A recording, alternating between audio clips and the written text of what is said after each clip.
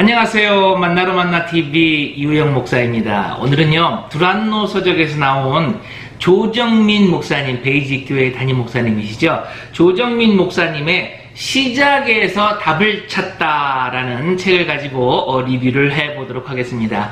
창세기 1장 1절로부터 이제 6장 8절까지의 말씀을 가지고 강단에서 13번의 설교를 하신 것을 이 책으로 정리한 내용입니다. 목사님의 말씀을 직접 육성으로 듣고 싶으신 분은 이 동영상 설명란에다가 제가 링크를 걸어 놓을 테니까 한 개씩 들으셔도 될 것 같습니다. 자, 이 책으로는요, 이 13개의 말씀을 1부, 2부, 3부, 4부 해가지고 4개로 나뉘었습니다. 1부는 창조에 관해서, 그리고 2부는 이 창조의 절정, 사람에 대해서, 그리고 3부는 이 인간의 그 원죄 그리고 죽음의 시작을 다뤘고요. 4부는 동행, 하나님과의 동행이죠. 동행의 반대는 뭘까요? 세상을 선택해서 나아가는 거겠죠. 조정민 목사님의 이 말씀이나 책을 읽어보면 항상 느끼는 것 중에 하나가 이 압축된 단어의 표현이다라고 저는 말할 수 있을 것 같습니다. 기자 출신이라 그런지 이 근거와 배경은 물론이고요, 이 결론까지 아주 간단하게 절제된 군더더기 없는 그런 글과 언어의 솜씨에 제가 감탄을 하게 됩니다. 그런 의미에서 저 역시 이제 그 서론을 생략하고 본론으로 들어가 보도록 하겠습니다. 13개의 에피소드 중에서 오늘은 3개만을 다뤄볼 예정입니다. 자, 제1에피소드입니다. 성경은 왜 창조 사건으로 시작하는가? 창세기 1장 1절입니다. 태초에 하나님이 천지를 창조하시니라. 할렐루야! 성경 처음 한 절부터 이 믿음의 갈등이 생겨납니다. 이 학교에서는 진화론을 배웠는데 성경 말씀은 이 학교와 전혀 다른 창조론으로 시작이 되죠. 하나님이 천지를 창조하시니라 라는 말씀이 믿어지지 않으면 구원을 받아들일 수 없습니다. 창조가 믿어지지 않으면 구원은 내 사건이 되지 않습니다. 십자가의 사랑을 받아들이지 못하면 구원은 한낱 개념에 불과하게 됩니다. 이 책 표지를 보면요, 이런 글이 써 있습니다. 모든 시작점은 나가 아니라 하나님이어야 한다. 그러나 이 교회에 다니시는 분들 중에 일부는요, 나를 위해 교회를 다니고 나를 위해 봉사하고 나를 위해 기도를 하죠. 성경 읽는 것도요, 하나님을 위해서 읽는 것이 아니라 나를 위해서, 올해 어떻게든 성경 통독 한번 해보자, 뭐 그런 걸 위해서 읽는 분도 상당히 많이 계시죠. 창세기는 성경 통독을 위해서 첫 번째로 펼쳐지는 그런 첫 장이 아니라 믿음의 시작이다 라는 것을 명심하시기 바랍니다. 태초에 하나님이 천지를 창조하시니라. 하나님이 세상을 시작하셨습니다. 그러니 하나님이 마치실 것입니다. 가장 위대한 행동은 무엇을 하거나 무엇을 이루는 것이 아닙니다. 창조주 하나님께 돌아가는 것, 그분을 인정하는 것이야말로 위대한 일입니다. 하나님의 창조를 믿는 것은 하나님의 주인 되심을 인정하는 것입니다. 인생의 주인 또한 내가 아니라 하나님이심을 인정해야 합니다.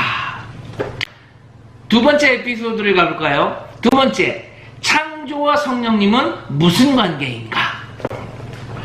세상은 하나님에 의해 시작되었고 시작은 곧 근본을 의미합니다.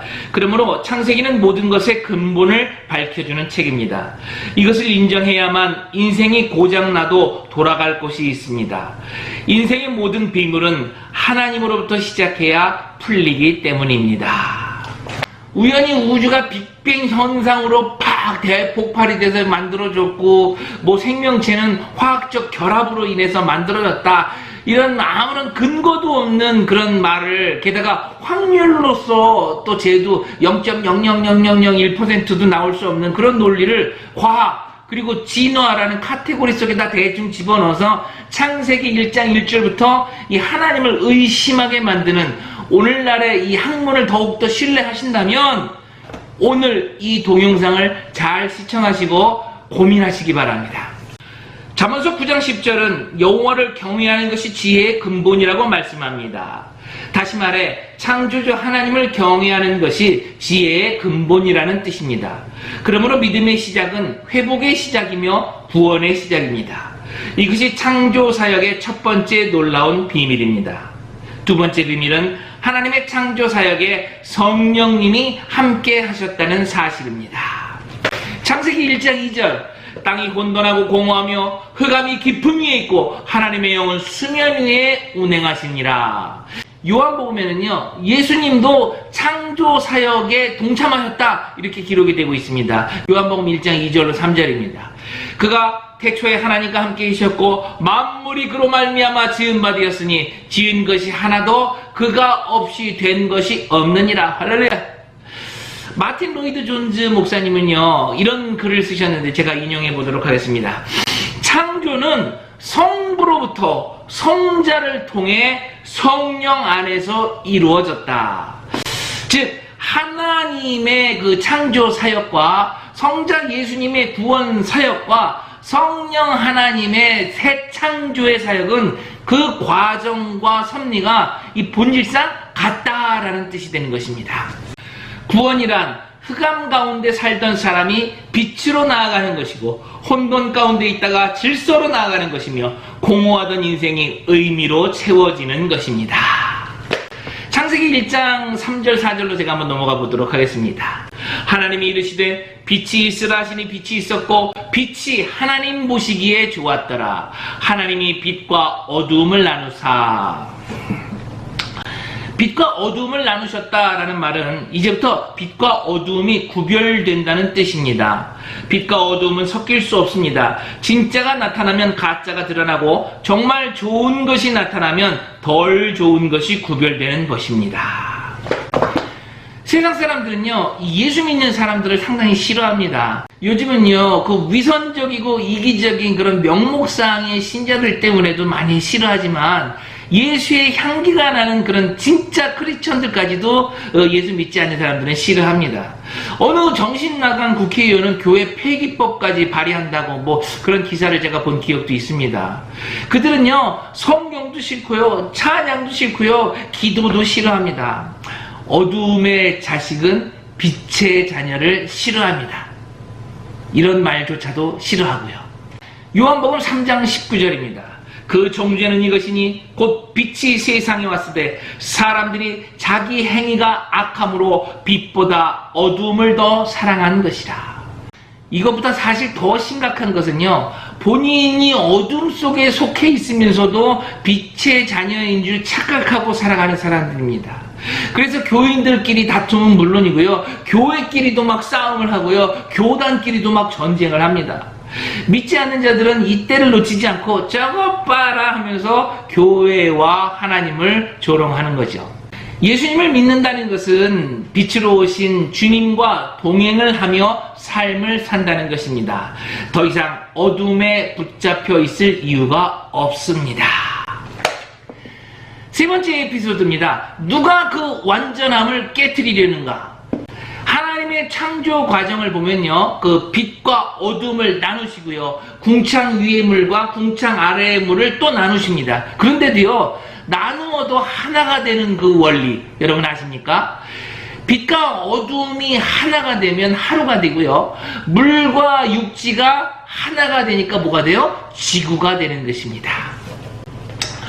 그리스도인들은 성별, 나이, 직업, 인종, 언어들에 상관없이 주님 안에 하나가 되는 경험을 합니다. 바로 예배를 통해 그런 경험을 합니다. 이 에피소드 3의 키워드는요, 종류대로입니다. 창세기 1장 11절로 12절 제가 읽어드리도록 하겠습니다. 하나님이 이르시되 땅은 풀과 씨 맺는 채소와 각기 종류대로 씨 가진 열매 맺는 나무를 내려 하시니 그대로 되어 땅이 풀과 각기 종류대로 씨 맺는 채소와 각기 종류대로 씨 가진 열매 맺는 나무를 내니 하나님 보시기에 좋았더라. 풀이 채소가 되거나 채소가 나무가 되는 일은 없습니다. 풀과 채소가 다르고 채소와 나무는 태생부터 다릅니다. 말 그대로 풀은 풀이요 나무는 나무입니다. 이것이 하나님의 창조입니다. 그런데도 불구하고 풀이 진화해서 나무가 됐다 뭐 이렇게 아직도 믿으신다면, 아니 그렇다면 그때 진화한 풀이 왜 지금은 진화하지 않을까요? 그리고 그 풀은 또 왜 진화를 했을까요? 살기 위해서 풀이 진화를 했다면 진화되지 않은 풀들, 지금의 풀들은 또 어떻게 이 모습 그대로 또 이렇게 계속 살아있을까요? 창세기 1장 20절로 21절입니다. 하나님이 이르시되 물은 생물을 번성케 하라. 땅 위에 하늘의 궁창에는 새가 나르라 하시고, 하나님이 큰 바다 짐승들과 물에서 번성하여 움직이는 모든 생물을 그 종류대로, 날개 있는 모든 새를 그 종류대로 창조하시니 하나님 보시기에 좋았더라. 하나님이 20절에 물들에게 이렇게 명령을 하십니다. 생물을 번성케 하라. 그래서 물이 없으면 생물이 없습니다. 그리고 21절에 또 종류대로 창조를 하십니다. 진화론이 주장하는 적자 생존은 그 초점이 잘못되었습니다. 적자란 적격자를 뜻합니다. 환경에 적합하다라는 뜻입니다. 그러나 하나님은 생명에 적합한 환경을 만드셨지 환경에 적합한 종을 만드신 게 아닙니다. 하나님의 피조물들은 진화할 필요가 없습니다. 성경은 하나님이 창조하실 때마다 그 결과를 보고 좋다고 말씀하셨다고 기록합니다. 더 이상 손댈 데가 없다는 결정이고 그토록 완전한 창조이기에 좋다고 말씀하신 것입니다. 하나님은 완전하십니다. 인간은 하나님의 질서를 참지 못하고 자기 중심의 질서를 만들려고 합니다. 자기가 좋은 대로 살려고 합니다. 자기 눈에 든 사람만 가까이 하고 들지 않는 사람은 제거해 버리려고 합니다. 이런 자기 중심의 태도가 사회를 병들게 하는 것 아닙니까? 오늘 동영상은요 여기까지만 리뷰를 하고요. 다음 동영상은요 인간을 만드신 하나님께서 인간에게 이제 가정과 안식을 주시는 부분에 대해서 한번 리뷰를 해보도록 하겠습니다. 오늘의 결론입니다. 기독교는 나를 위해 하나님을 믿는 그런 종교가 아닙니다. 하나님이 계시기 때문에 하나님을 믿는 것입니다. 이제 세상을 보는 눈이 자기 중심적인 시각에서 하나님 중심의 눈으로 변하기를 원합니다.